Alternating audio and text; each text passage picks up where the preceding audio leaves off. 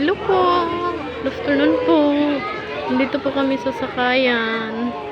Para po sa Daraway ako. Dito po kami sa Pier 1. Catbalogan City po. Ito po yung Catbalogan City Pier. Yun po yung isla namin. Yun po. Yung Daraway ko po. Yun po yung isla. Galing po kasi kaming hospital. Nagpa-check up po ako. Nagpa-ECG at X-ray po. Kanina pa po kami umaga. Ngayon lang po kami makakauwi kasi kanina po sobrang haba po ng pila. Pumila pa po kami. Yun po. Nag-aantay lang po kami ng motor ng bangka na masasakyan namin papunta sa lugar namin. Yun po. Yun sa isla sa Daraway ko po. Ito po yung Catbalogan City. Ito po yung mama ko.